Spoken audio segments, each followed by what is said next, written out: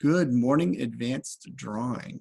We're going to do a couple of things here. So I'm going to say hi, and I'm immediately going to share with you my other, oh no, that's the wrong button. I'm going to switch to my other camera.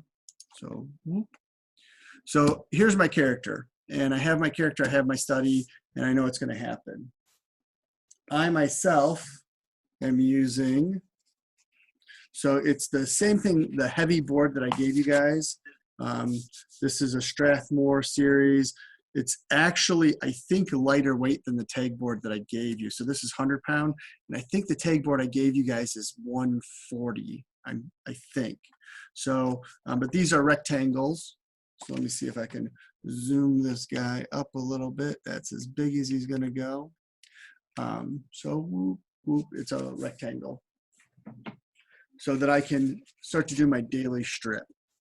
First things I want to do on my daily strip are, I want to lay out my top and bottom and my end gutters. And I don't want my gutters to be gigantic. I'm going to stick with the English side of the ruler, not the European metric side of the ruler. And I don't have to start from the edge, though this is a zero edge ruler. So I'm going to show you what I mean by that. I have this aluminum ruler here, which is also a zero edge ruler, but where's my other ruler? That one that I've used in previous videos, as I kind of stare around. I'll take a quick second to look. No, I'm not seeing it. Darn it. Because that one is not a zero edge. What a zero edge means is it means it starts measuring exactly on the edge of the ruler. So this is the start point. It's nice because when I put my ruler flush to an end, I know that my measurements begin.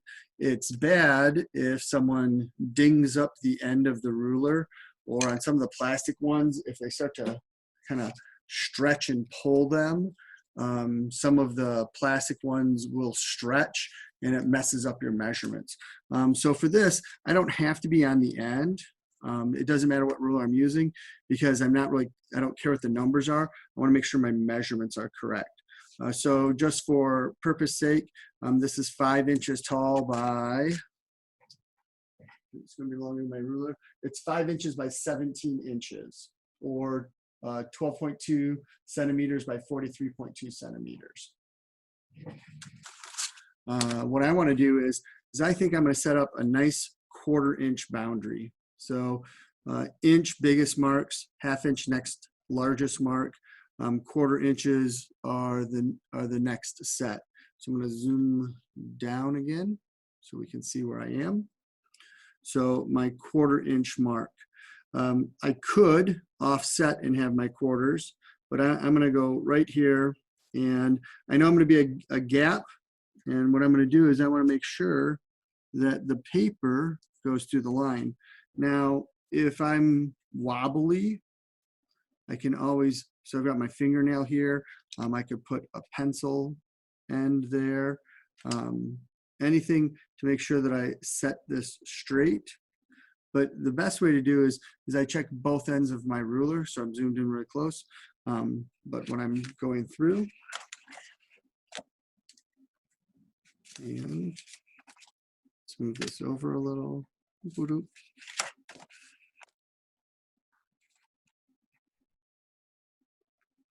Is I want to make sure that the ruler lines pass through flat.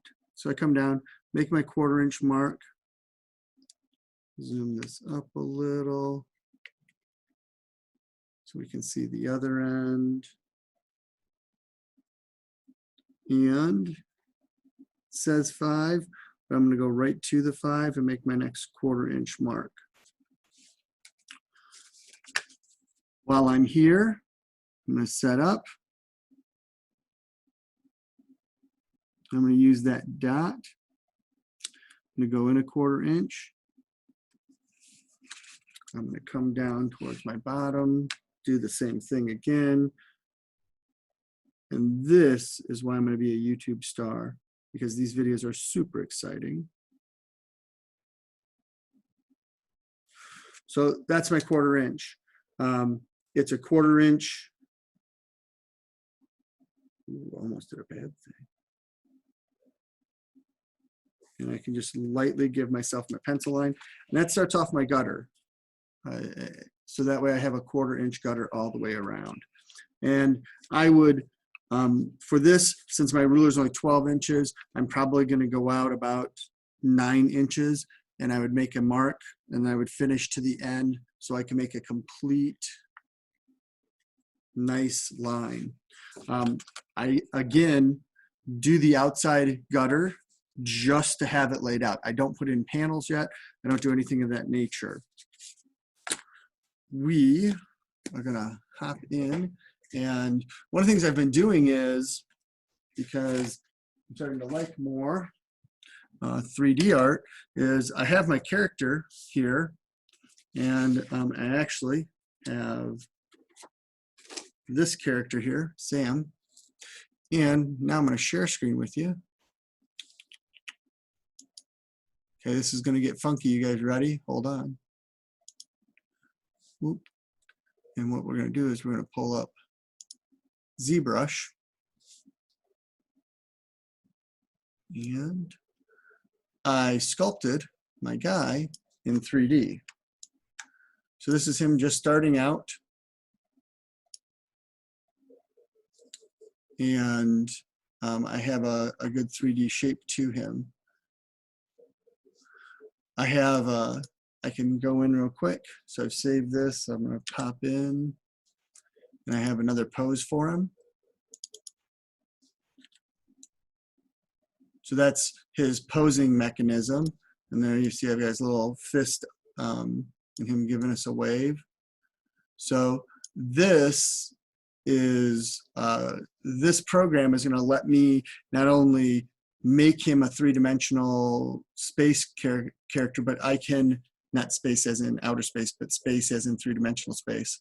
I can then go in and use the program to color, shade, and flatten him down. I can repose him to do different things. So I want to show you guys that today. So I can pop that off, bring this back. Before I go too far into anything, I want to make sure that you guys have started developing a story and a plot. And I want to emphasize again that you have a strong story before you actually get into making your panels inside your paper. So a couple of questions. So no matter how big the border is, I wouldn't go larger than a 1/2 inch. 1/2 inch is really big. We're gonna, somewhere, where did I put that guy? Probably upstairs, because I wasn't thinking today when I came downstairs. I wanted to go over and pop on.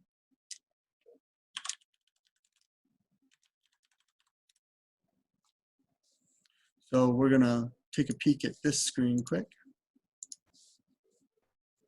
Bloom County by Berkeley Breath. We talked about him in our art history section. And there was a way. How did I do it the other day so I can watch chat while we're doing this? There it is.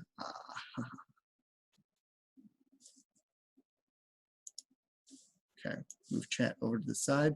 This way, in case you guys send me a message, we're all good. So Bloom County started officially, or ended in '89. Officially started in the Washington Post in 1980, but Berkeley started this when he was in college, and it is it's an older comic. He's brought it back since '89, and now it resides on Facebook. He also has it'll pop up on other social medias. So we're just going to hit boop boop, go boop. So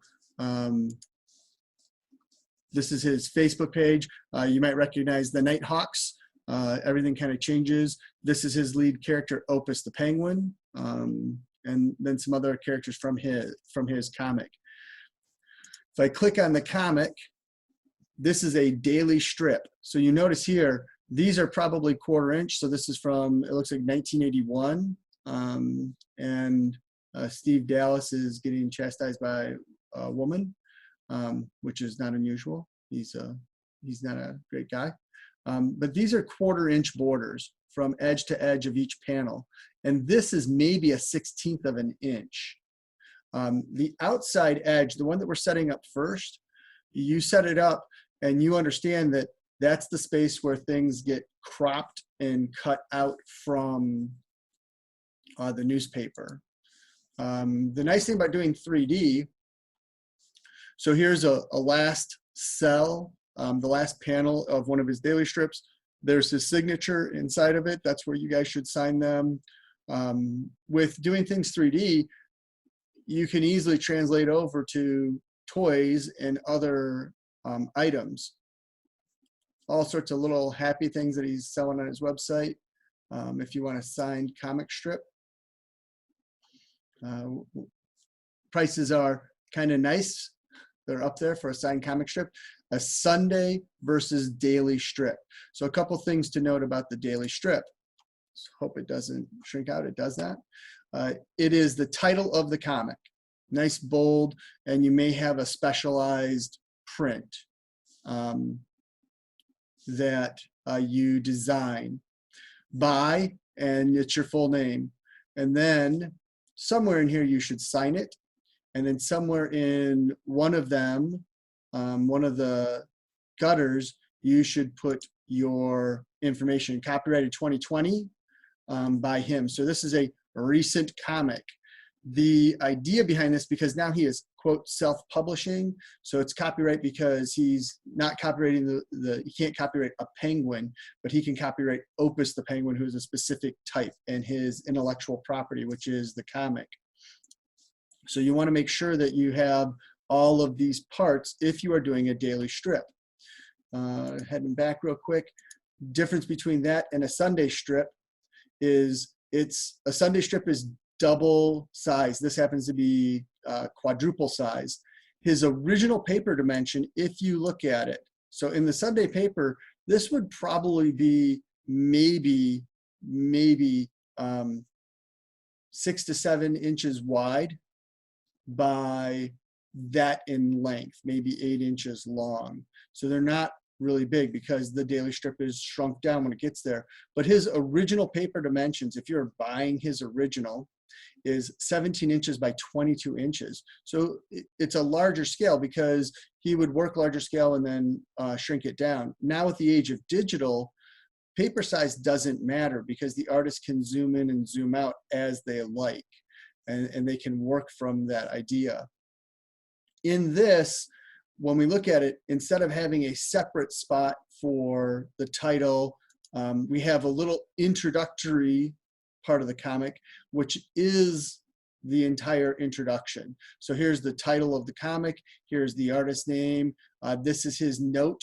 So this is possibly comic 843, or it's supposed to appear maybe day, month, time when he set it out. Could be a timestamp when he was working on it.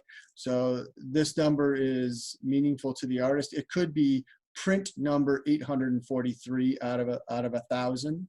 Depends on if it's a print run. This is a cellless panel. So in this, you can still see where the gutter lives, but the artist has removed those cells. Here, cellless panel, celled panel, where it has this edges right to it. Variation in size, this character actually comes down a little bit. So this gutter would actually come, bump, and then finish its way across. And then we have nice kind of layouts. It's not needed to be signed down here because he has his name built right into the title. The reason you might want to sign it somewhere is if it is being reproduced or published, you want to make sure that your signature doesn't get chopped when an editor would trim down the gutter. So those are our daily strips, and you can see everything just kind of laid out with this idea. Most of daily strips, 4 panels. You know, sometimes they're adjusted, sometimes they're changed depending on what's going on,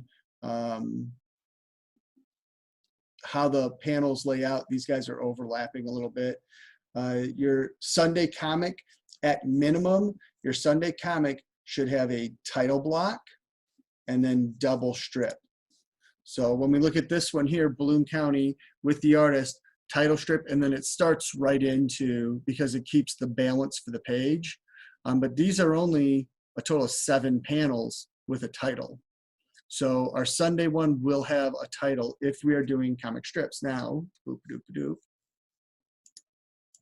we can say goodbye to that. We can say goodbye to that. Yeah, I can close that down right now. And we're going to do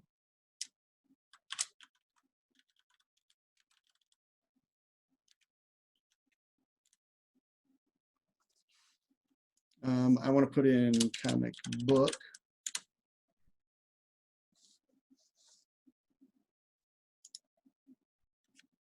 So things that we have to do if we're doing a comic book. First and foremost, we're going to have a cover. So this is a traditional old cover, things that we have to have. This is back in when comics were getting certified. So title of your comic should be there, should be clear. Title of the story that you're doing in your comic. For this, your comic company or logo can be your own made, or you can put SHS if you want to, however you want to put that up in here. We need a comic number, a date, and then instead of putting an issue number under it and just having the month, we'll put the month in type. And you're going to amend it down to a smaller type size, but then we'll put the date that you finished the comic. That'll be our number here, and a price for your comic book. So that carries through all the way to modern times. So in a modern comic, we still have the DC cover. We still have the information, its price, month. Some of the things they've started to put in there is the story team, the people that work on the comic. Usually covers now are done by someone who just does covers. So sometimes it's the artist in the comic book, but sometimes and a lot of times it's just a person who does covers. So they might autograph it somewhere. No longer do we have the seal of approval. We still have our comic title. We still have the title of our story. We've added in barcodes. You can make a barcode. You can go on to barcode generator if you want to try to type a little message, and then you can add that. You could print it, cut it, and you could add it into your comic. But we should have those ideas are all the same. We're going to go comic book inside. Now, looking at the inside of a comic, this is, I just heard that song go through my head. This is the story of. When we're looking at the comic, again, we were talking about how this lays out. And you can see in the early days, this is an old comic. This would have been split right down the middle, somewhere in here. And it's not a great way to do this. This is actually, still has our gutters around it. It's kind of an okay layout, but we wouldn't want to have a seam. So make sure your seams are separated. Old comics used to do some funky things like this. When we look at a more modern page, and this really is an insert comic for Twinkies. It's an advertisement.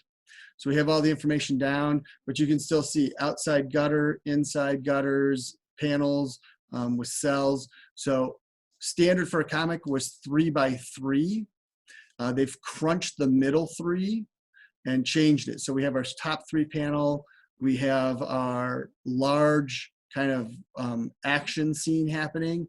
And then the other half of this is broken down into another 3 section. And then we end for the advertisement 2 panels. So comics are used in advertising. Let's see if we can find something a little bit more modern. So A more modern comic, again, this is, so this is a broken down page. Anything that goes from edge to edge is considered a splash. A splash is, it ignores all borders. It goes all the way to the edge. We understand that when it's printed, it will print to the edge of the paper, but in the trimming process, some of this might be removed. Little page number. Most comics don't put down page numbers. It's up to you. It's optional if you want to have a page number. So this is a 4-panel page. We have a large top panel. These are 1/2 inch gutters. And then this is probably 1/8 of an inch in through here. And then the big splash, which goes all the way edge to edge. This would be a splash piece here, or this could be a single panel.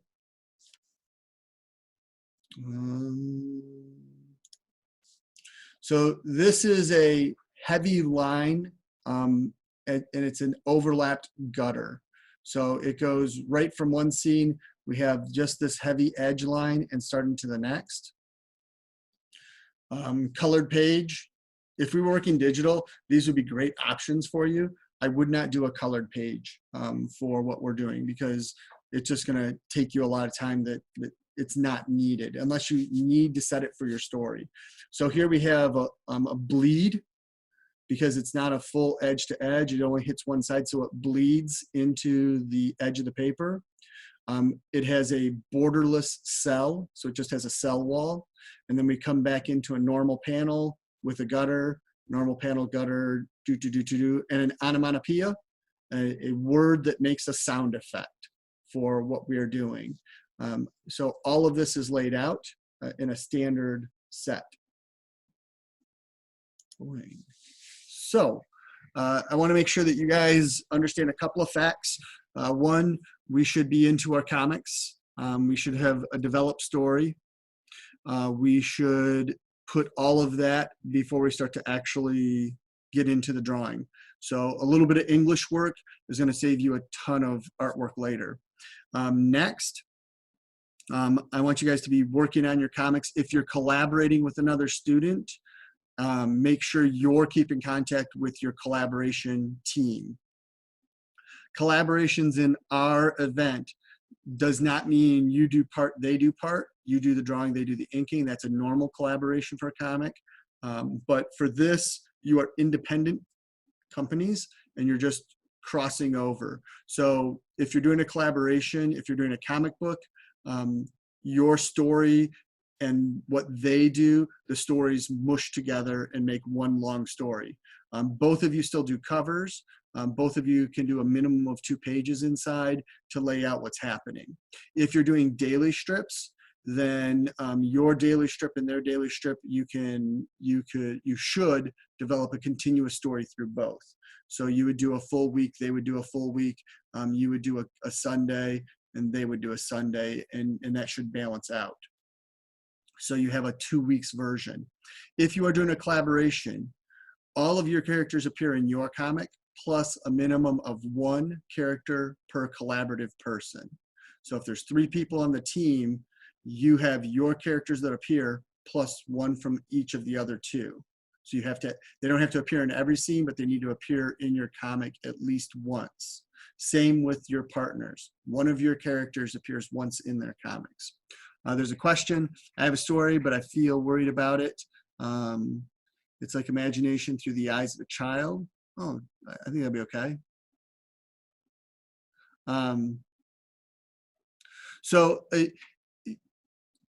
If you're worried about the fact that you're telling the story through the eyes of a child, I wouldn't. I think that's going to be fine. It's going to give you a chance to have some really interesting points of view and perspective, because kids are smaller than us, and it depends on age group how small that kid is. What that means is you're going to do a lot of views looking up at adults and then looking in the face of peers. So I think that could be a very creative way to do things. The adults will look down at your character. So it's going to let you play with camera angles a lot, and you can emphasize things that way. You can also, depending on your story, from a child's point of view, Calvin and Hobbes is a wonderful example. There's a lot of people who don't realize that Calvin and Hobbes, Calvin is the little boy, Hobbes is the tiger, that Hobbes is actually Calvin's stuffed animal. He doesn't exist. So everyone else sees Calvin with his stuffed tiger, but in Calvin's mind, Hobbes is a walking around talking to him tiger. So you get that, you can play that juxtaposition, and it's that could be a very good one. If you have a good story, don't worry if it's been done before. It's okay. You could be telling a classic Greek tragedy if you want. You could do the Iliad and Odyssey with characters of your own setting. You could take characters that exist and use them in with your characters that you make to tell the story. So don't worry about, don't worry if it's been done before, and don't worry if it's from a certain perspective. So definitely write it first, and all you have to do is put down, put a little, so you're going to storyboard. When you write out your script for what's happening, is I would put an asterisk next to things that says from point of view of child, and you could end up abbreviating that down to point of view of adult, so, or up view, down view, and just so you know when you go to draw those scenes, this is looking down at the child from the adults, or from a teacher, or from a parent, or whoever. And then this is the child looking up at. So you can put a point of view. So you can just put down a C or an A for child and adult.